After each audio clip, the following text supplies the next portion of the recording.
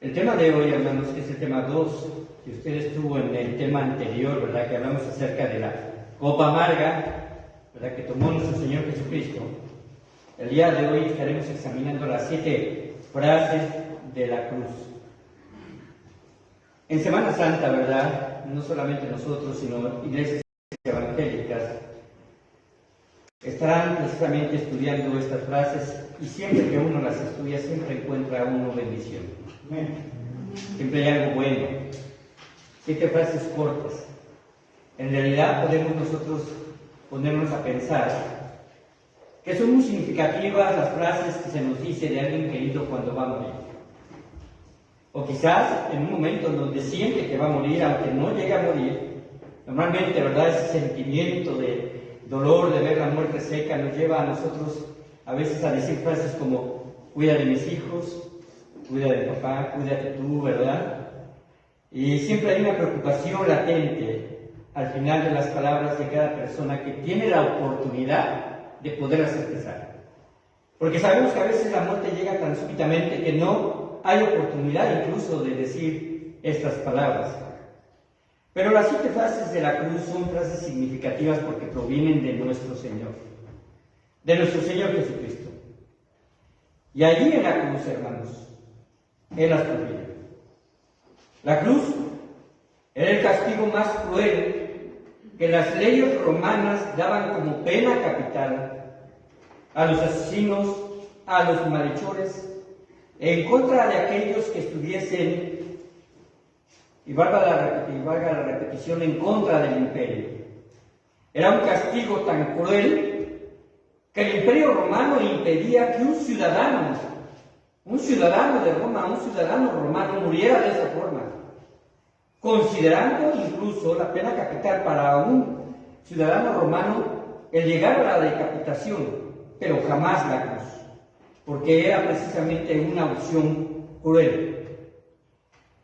La agonía, hermanos, que representa la cruz, se podía evitar con un golpe de espada que desprendía la cabeza. Eso era lo que los romanos simplemente querían si eran precisamente llevados a la pena de muerte, pero no llevarlo a la cruz.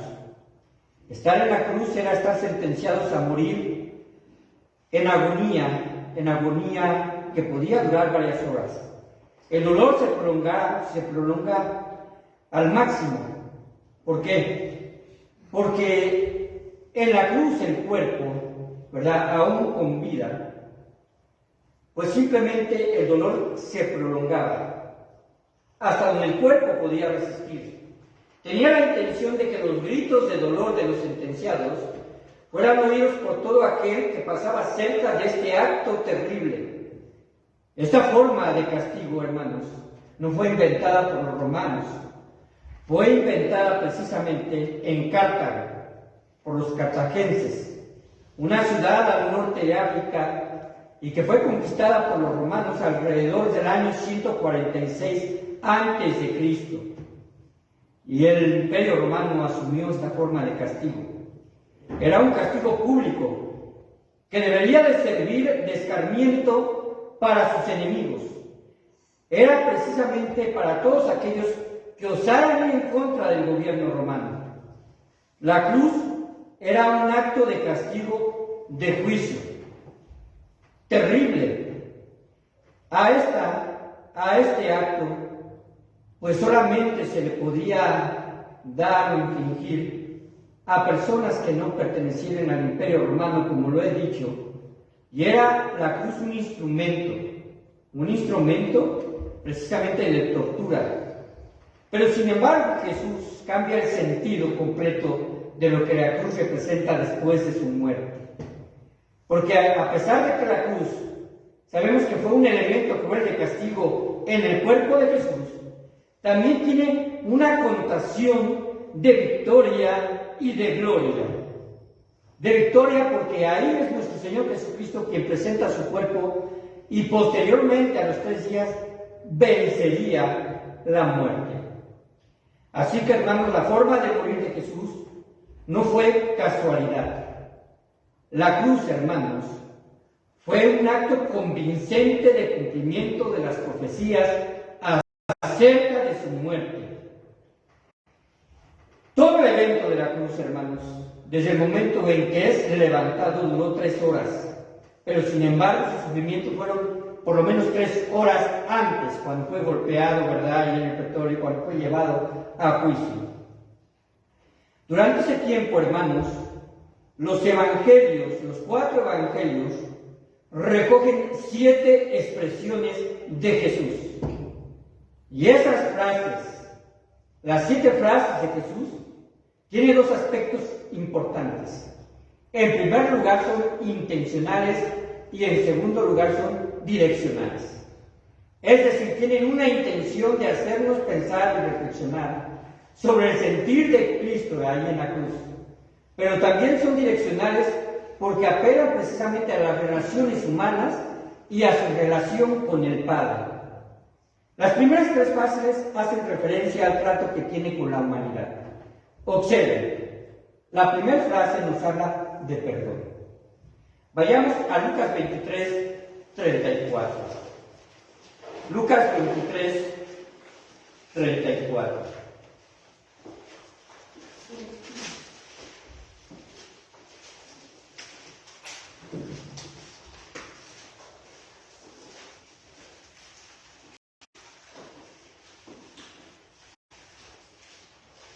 A veces consideramos que el libro de Mateo, porque tiene 28 capítulos, es el más largo de los evangelios. Pero no es así. El libro de Lucas, a pesar de solamente tener 24 capítulos, es más largo que el de Mateo porque sus capítulos son mucho más largos. Esto es interesante, ¿eh? Son más, si se pudiesen dividir así, ¿verdad? Pero hermanos, aquí en Lucas 23, 24, léanlo conmigo puestos de pie. Lucas 23, 34. ¿Cómo dice ahí? Y Jesús decía: Padre, perdónalos porque no saben lo que hacen. Y repartieron entre sí sus vestidos y echaron suertes. Pueden sentarse. Cuando Jesús exclamaba estas palabras, vamos a decirlo así, las personas que estaban ahí como espectadores no estaban sentadas, estaban de pie, estaban siendo testigos de un acto cruel. Una gran mayoría de ellos seguramente veía eso con tristeza y sufrimiento.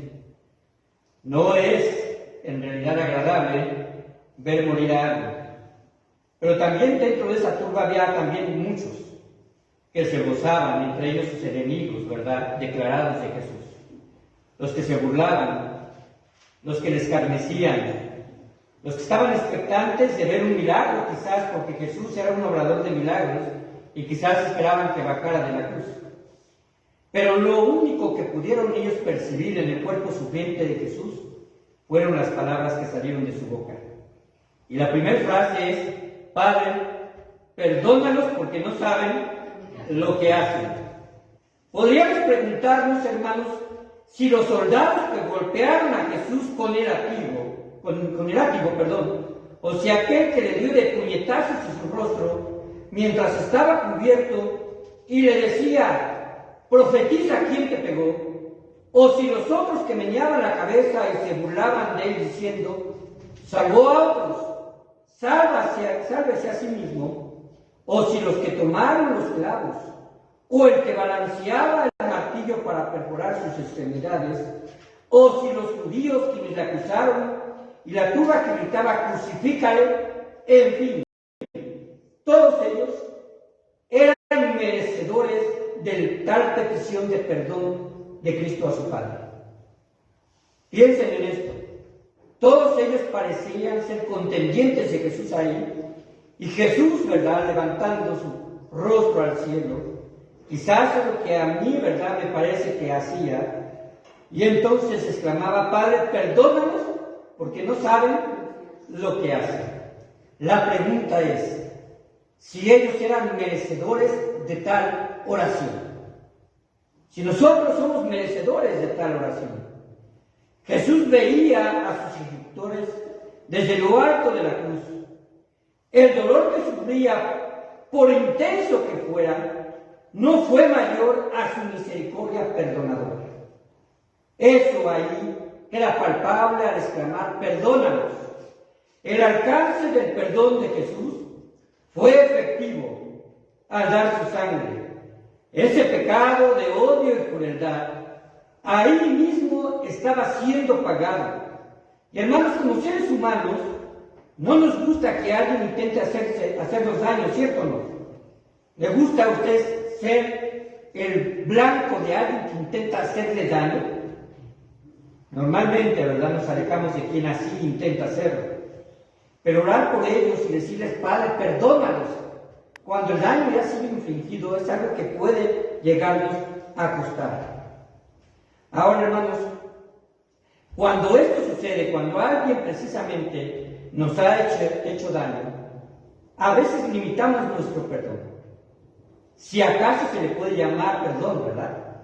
A veces simplemente decimos, pues sí te perdono, pero hay un rencor, hay algo que ahí precisamente nos está haciendo mella y la llevamos como una carga pesada.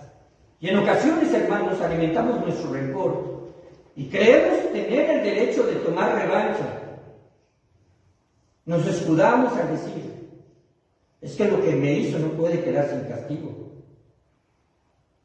Es que por lo menos debe de oírme lo que tengo que decirle. No puede quedarse como si nada pasara. Muchas expresiones más vienen de un corazón, hermanos, que podemos decir, no sabe perdonar. No sabe perdonar. La culpa y carga de un corazón no perdonador, déjeme decirle que pesa y desgasta su vida espiritual.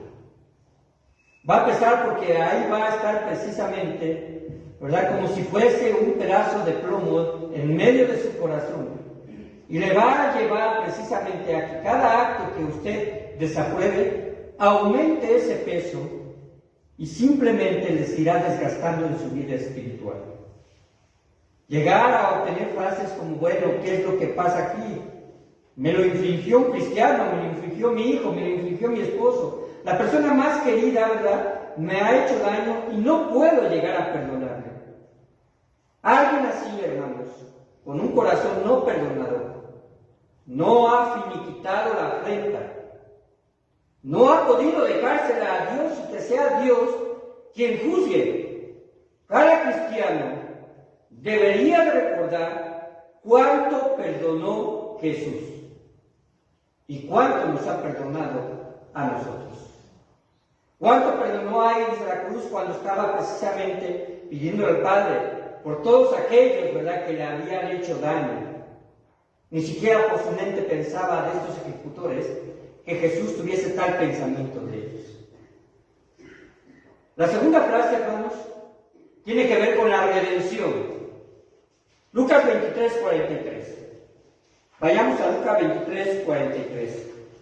Y ahora les voy a pedir a los varones que se pongan de pie. Léanlo, por favor, y dice así la palabra de Dios. Y dijo Jesús, entonces Jesús le dijo, de cierto te digo que hoy estarás conmigo en el paraíso. Amén, pueden sentarse. Entonces Jesús le dijo, ¿a quién se lo dijo? Al ladrón, no a los dos. A aquel que había reconocido que él estaba sufriendo por causa justa y que vio en Jesús a un inocente.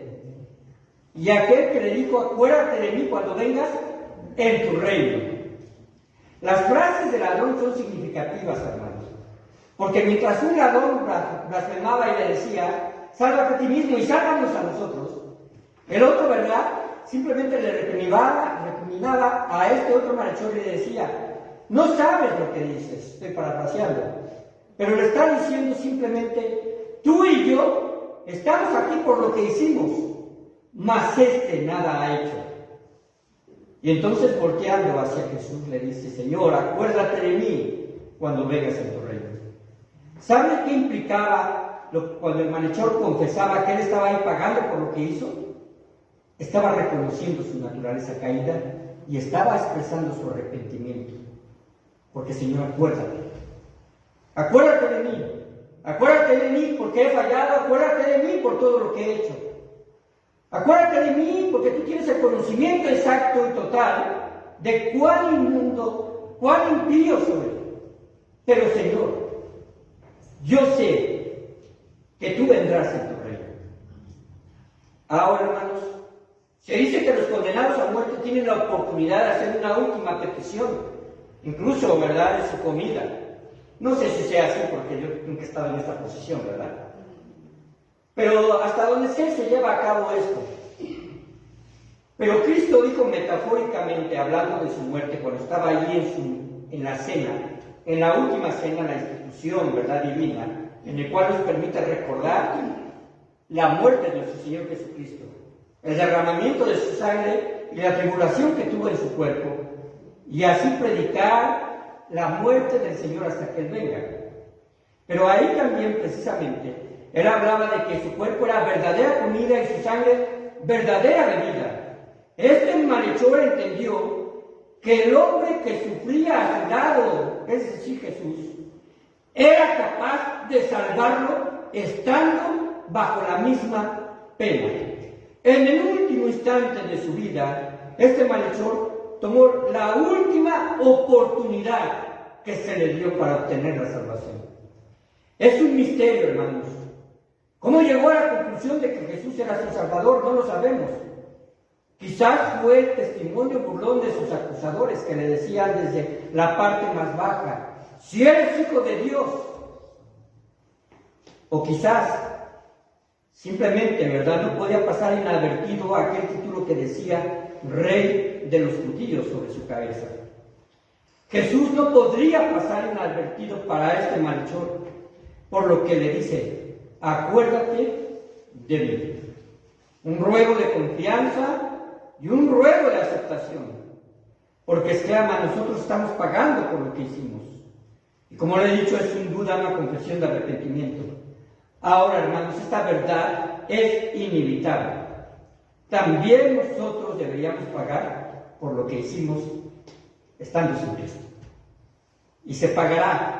El impío, el que no tiene a Cristo en su corazón, pagará por lo que hizo.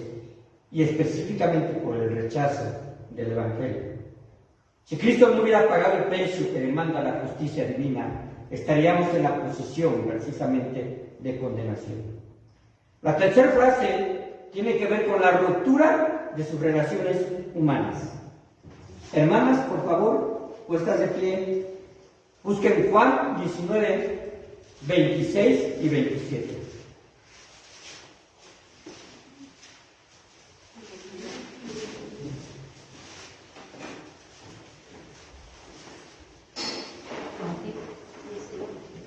Dice la palabra de Dios: cuando vio Jesús a su madre, ¿lo tenemos? Sí, a ver, cuando vio Jesús a su madre, dijo a su madre: mujer, he aquí tu hijo. Después dijo al discípulo: he aquí tu madre. Desde aquella hora el discípulo la recibió en su casa. amén, pueden sentarse.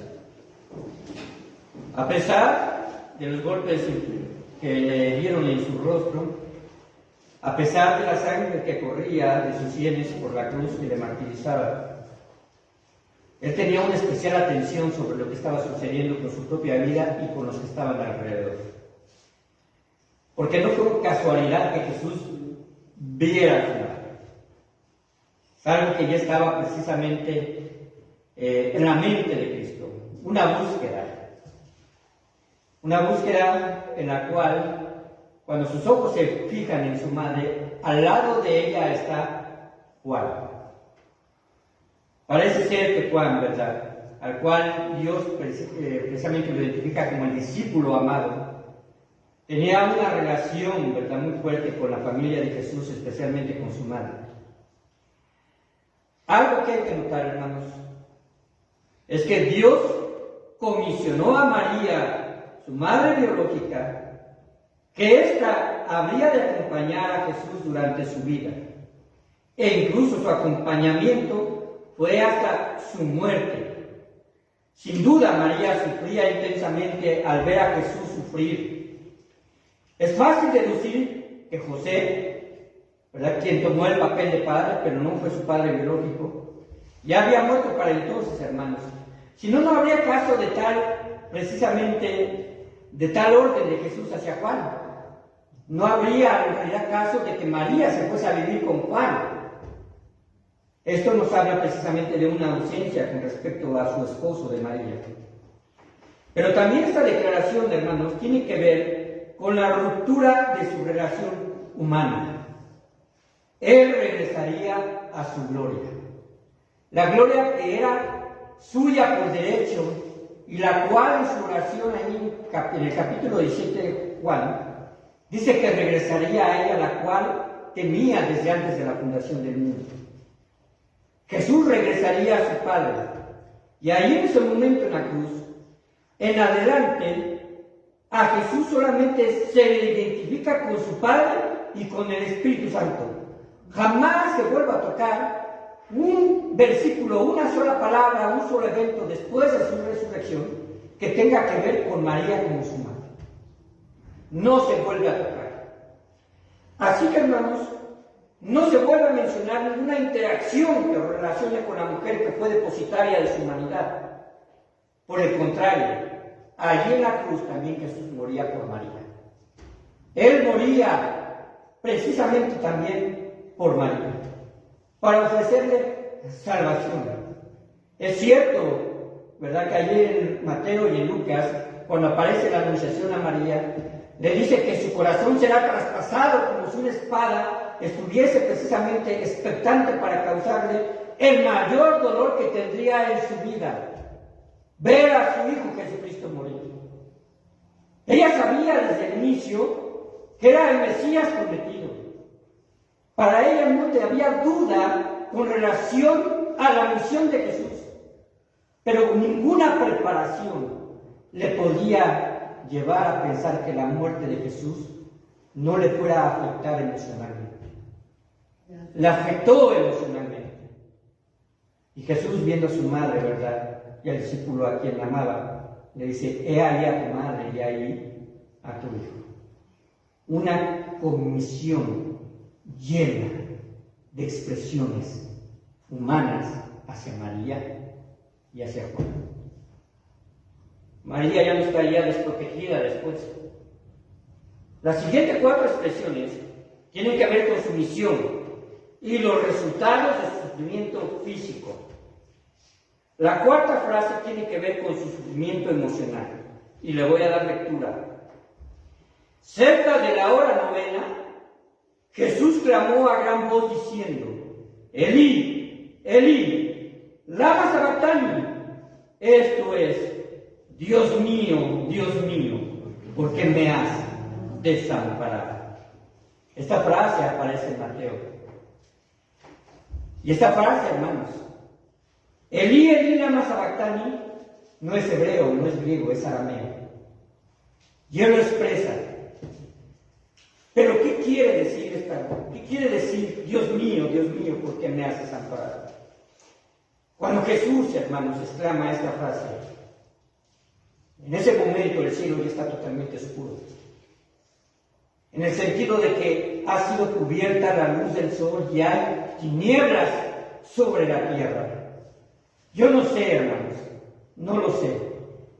Si esta expresión sobre la tierra se refería a la tierra conocida o se refería a todo el mundo conocido, todo nuestro planeta. Quizás fue la expresión de Dios, de que está precisamente reflejando lo que estaba sucediendo allá en el monte del Calvario. Las tinieblas, hermanos, daban fe del proceso divino, el proceso de cargar en agonía el pecado de toda la humanidad en el cuerpo de Jesús. Así que Jesús, al pronunciar sus palabras, Elí, Elí, lama sabactani, la menciona ante el hecho del sufrimiento por el cual estaba pasando Jesús. Parece como si la misma creación, al haber tinieblas en la tierra, reaccionara ante su Creador, cuando al final había de expirar. Dice la palabra de Dios que las peñas se rompieron, que el velo se rasgó por la mitad. Un terremoto sacudió el templo y de esa forma precisamente quedó abierto el camino hacia el lugar santísimo. Lo que separaba el velo era el acceso a Dios. Pero Jesús, por su propio sacrificio, ahora nos da acceso directo a su Padre.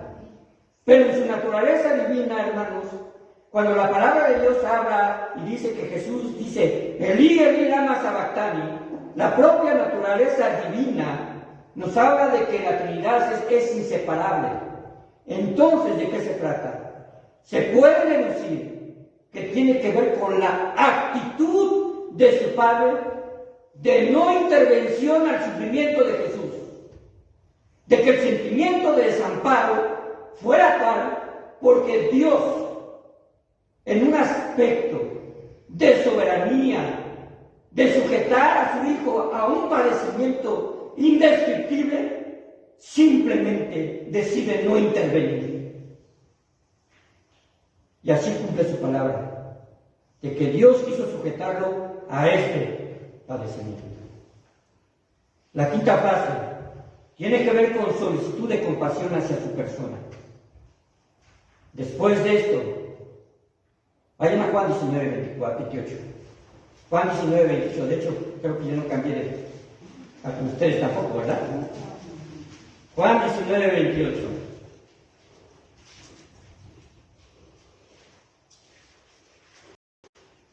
Dice así. Leanlo conmigo.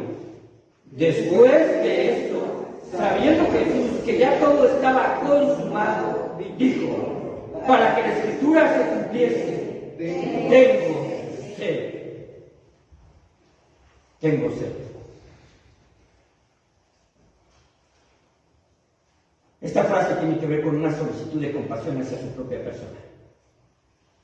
No podemos dejar de notar que Jesús fue expuesto a limitaciones físicas, las limitaciones de un cuerpo tal y como nosotros lo tenemos, un cuerpo material, biológico, con las mismas terminales sensitivas al dolor, con los mismos procesos de pensamiento, aunque controlados en su divinidad. Jesús, hermanos, por su propia voluntad se hizo hombre y al mismo tiempo se hizo vulnerable. Cuando él está con la mujer samaritana, ¿verdad? Y le pide agua. Y la mujer le dice, como tú siendo judío me pides a mí de beber, o me pides a mí agua siendo mujer samaritana. Jesús le dice, oh, si tú supieras quién es el que te pide, él te daría agua viva. Siendo él el agua viva, aquí clama por agua de agua. Para quitar la sed lacerante de su cuerpo martirizado. La respuesta del soldado, hermanos, al empañar ahí un hisopo, quizás de tela, quizás un hisopo que estaba incluso cerca del suelo, llenándose de polvo, porque no era nada higiénico, ni se intentaba ser higiénico para ayudar a un martirizado. Toma vinagre, un vinagre, ¿verdad?, hecho precisamente del proceso de las manzanas. Él toma ese vinagre, lo empapa, lo lleva a la boca de nuestro Señor. Ahora, esta respuesta del soldado, en realidad, yo interpreto lo siguiente. Fue una absoluta falta de compasión hacia Jesús. No hubo ni una sola reacción de ayudarle cuando le ofreció el vinagre. Algunos dicen que esto se lo daba a los condenados como un anestésico, o anestésico, mejor dicho. Y otros dicen, que es lo que yo creo me inclino, que era para acentuar más el dolor de las heridas internas de su boca reseca. Cualquiera de las dos opciones, hermanos, no era la respuesta a su petición, porque él no pidió vinagre, él pidió agua. Él moriría en medio de la deshidratación, hermanos, y moriría desangrado. El tener sed, el haber clamado por sed, hermanos, tenía la intención de sensibilizar el corazón humano, de los que le torturaron. Y ni aún así lo logró. La sexta frase tiene que ver con su misión cumplida. Léalo Juan 19:30. Puestos de pie, hermanos.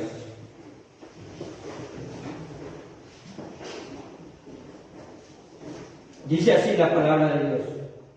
Cuando Jesús hubo tomado el vinagre, dijo: consumado es, y habiendo inclinado la cabeza, entregó el espíritu. Amén. Pueden sentarse. No era la última profecía que se tenía que cumplir al darle vinagre. Por lo menos fue la última antes de que él muriera, pero después hubo otras que se cumplieron. Lo vamos a ver en el culto del domingo. El cuerpo traspasado de Jesús fue después de su muerte. Y fue una profecía. Ahora, hermanos, tiene que ver con su misión cumplida. Consumado es. Tetelestai es la palabra en griego. Es una sola palabra. Tetelestai, para nosotros la traducción es consumado es. El compromiso adquirido en la más alta esfera celestial se había cumplido. ¿Por qué estoy diciendo que es el compromiso que se adquirió en la más alta esfera celestial? Vayan a Hebreos 10.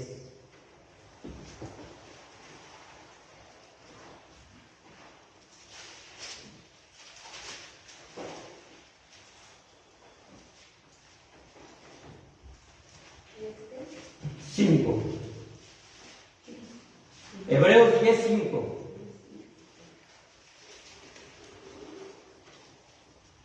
Alguna vez referí que si hubo alguna conversación entre la Trinidad sobre el plan expiatorio de Cristo antes de que Él viniese a este mundo, es esta. Dice así: por lo cual, entrando en el mundo, dice, sacrificio y ofrenda no quisiste, mas me preparaste cuerpo, holocausto y expiaciones por el pecado no te agradaron. Entonces dije, ¿quién dijo esto? Jesús.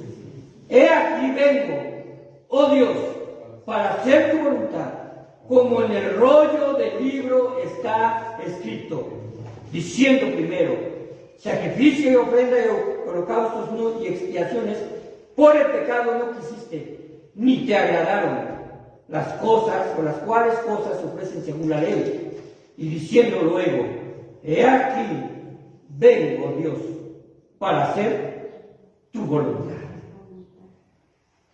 Quítalo primero, es decir, quita todos los holocaustos, quita todas las ofrendas, ya no servirán más, para establecer esto último, el sacrificio inmolado de Jesús. Al morir Jesús, ya había cumplido todo lo que la ley demandaba, todas las profecías de este hecho, sin faltar ninguna. Cada una de ellas fue con orden y puntualidad perfecta. Dios no dejó nada al azar. A pesar de respetar, hermanos, a pesar de respetar la libertad de acción de todos los hombres, estos cumplirían cabalmente lo que se profetizó de Jesús. Nada faltó por hacer de parte de nuestro Señor. Nada faltó. Y esto, hermanos, a favor nuestro. La última frase. La séptima frase tiene que ver con su dependencia del Padre. Lucas 23:46.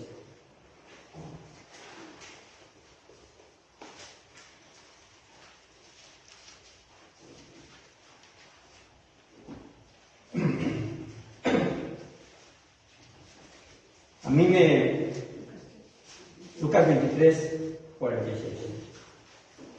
A mí me provoca ciertas porciones de la Escritura el sentir de que estamos pisando tierra santa. Y estas frases no son la excepción. Levantarlos, el pedirles que se pongan de pie, no es una cuestión de evitar el sueño o el cansancio, no es una situación de poderlos hacer ejercicios. ¿Saben qué es? Es reverencia. Vamos a leerlo puestos de pie. Lucas 23, 46. Dice así la palabra de Dios. Entonces Jesús, clamando a gran voz, dijo: Padre, en tus manos encomiendo mi espíritu. Y habiendo dicho esto, expiró. Lucas 23, 46. Pueden sentar. De todas las frases que hemos estudiado, esta es la que dice que exclamó a gran voz. Todo mundo cercano le oyó. Y le dijo: Padre, ¿por qué fue llevado a la cruz? Porque dice la palabra de Dios que los judíos le acusaban de hacerse hijo de Dios. Hacerse el mismo hijo de Dios. Y al exclamar y decir: Padre, ¿saben qué? No he cambiado. Por eso estoy aquí. Y por eso lo digo con voz alta. La historia del cristianismo habla de grandes mártires. Gente que estaba en la hoguera y clamaba a Dios. Entre ellos, se dice que cantaban al estar precisamente alrededor de las fieras en los circos romanos. Otros de ellos, antes de ser matados con lanza, clamaban quizás estas palabras: en tu mano encomiendo mi espíritu. Muchos más quizás huían de sus lugares de origen para poder librarse de una muerte violenta. Pero todos ellos testificaban que Dios es su Padre y Dios es nuestro Padre. Una declaración, hermanos, que Jesús dejó para que aprendamos algo, que tengamos seguridad de la relación que tenemos con Dios. Nuestro espíritu está en manos de nuestro Dios. Fue lo que exclamó Jesús con respecto a su Padre. ¿Cuántas veces no oramos a Dios que esté con nosotros? Casi siempre estamos: Dios, ayúdanos. Dios, acompáñame. Dios, dame palabras, dame sabiduría. Y aún en el hecho final de la muerte, nuestra confianza está puesta en Dios. Cruzaremos el río, hermanos, sin duda. El río de la vida, de atravesar de un lugar a otro. Ese río que representa precisamente el espacio entre nosotros y Dios. La muerte, hermanos, la muerte solamente es un proceso de entrada a la presencia de Dios para los cristianos. Y es un proceso de entrada a la condenación para los impíos. Ahí estará Dios. Para algunos hermanos de los que están aquí presentes, ¿verdad? Y los que me oyen, quizás la entrada todavía sea más larga porque tiene menos años que uno, ¿verdad? Quizás sea más larga. Para otros que estamos ya avanzando en la vida, que son mayores que yo, la entrada es un tiempo más corto. Es una realidad. Pero hermanos, nadie, independientemente de eso, si estamos en Cristo, nos puede arrebatar de la mano de nuestro Dios. Nada. Jesús no dejó este mundo con palabras de condenación. No la dejó con palabras de condenación, sino de gracia infinita. Es inaudito que alguien piense que los méritos de Jesús no son suficientes. Toda plenitud de su gracia fue manifiesta sin medida. Ya van 2 milenios desde que esto sucedió. Y no podemos olvidar lo que sucedió en el Calvario. No lo debemos olvidar. Nuestra salvación se pagó con la sangre preciosa de Jesús. Él, hermanos, cuando dice: en tus manos encomiendo mi espíritu, piensen en lo que sucedió después. Para terminar, hubo profecías que todavía faltaban por cumplirse. Una de ellas, es que sus santos no verían corrupción. tuvieron que pasar 3 días. Dentro de la cultura judía, pero no solamente dentro de la cultura judía, sino en muchas culturas, se deduce que la corrupción del cuerpo llega al 4.º día. Así estaba Lázaro, ¿recuerdan? Era ya el 4.º día cuando Jesús llegó. Y María le dijo, ¿verdad? Cuando Jesús le dijo, quiten la piedra. Pero ¿por qué si ya hiede? Ya está en corrupción. Porque era el 4.º día. No te dije que verás la gloria de Dios. Pero Jesús cumplió otra profecía más. Su santo no vio corrupción. Ya domingo estaremos viendo aquellas otras profecías también inmensamente maravillosas e incomprensibles. Pero las 7 frases de Jesús, hermanos, nos tienen que recordar que Jesús se fue a este mundo sin frases condenatorias. Y la cruz representa victoria y gloria para todos nosotros. Vamos a ver. Padre bendito, Señor, te damos muchas gracias y confesamos a veces nuestra falta de sensibilidad ante la muerte cruenta de Jesús. No podemos, Señor, dejar de estremecernos por el sufrimiento que Jesús tuvo que sufrir por mi causa, por la causa de todos aquellos que se acercan, Señor, a la cruz con fe. Aunque la cruz, Padre, no es un símbolo para nosotros de idolatría, pero, Padre Santo, sí podemos considerar que fue el instrumento por el cual Dios cumplió el propósito divino de derramar su sangre por cada uno, Señor, de nosotros. Te damos infinitas gracias por habernos alcanzado, porque tú nos buscaste. Tú buscaste al que está perdido y veniste a salvarlo. Y yo, Señor, sin duda, junto con todos mis hermanos, nos encontramos en la misma posición de haber sido, Padre Santo, alcanzados. Te damos muchas gracias, Señor, y al mismo tiempo imploramos las palabras que nuestro Señor Jesucristo dijo. Padre bendito, ayúdanos a perdonar. Ayúdanos, Padre Santo, a contemplar nuestras relaciones humanas como relaciones de este mundo, pero nuestra relación principal es divina, porque ahora somos tus hijos. Ayúdanos a comprender que podemos tener confianza a través de las pruebas, porque en tus manos está nuestro espíritu.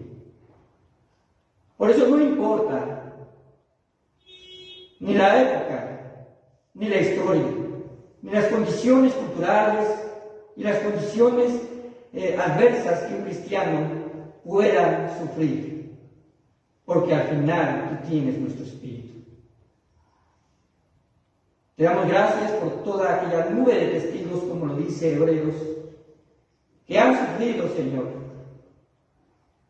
no solamente por una causa, sino por una relación, la relación que tu Padre Santo nos das de forma sólida para hacernos aceptos, Señor, por medio del amado. ¿Cómo no llamar amado a nuestro Señor? ¿Cómo no confesarle nuestro amor? ¿Cómo no confesarle que somos indignos? Pero también, Señor, ¿cómo no confesar que tu gracia nos alcanzó? Gloria a tu Hijo. Y te damos honor, Padre, porque en tu corazón tuviste el plan de enviarlo.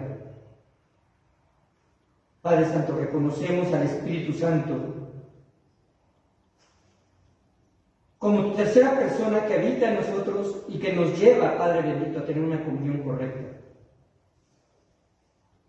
Glorificamos, Señor, a la divinidad en toda su plenitud. Y permite, Señor, que la comunión, Señor, del Espíritu, que el amor del Padre y que la paz que nos da nuestro Señor Jesucristo habite en cada uno de nosotros. Amén.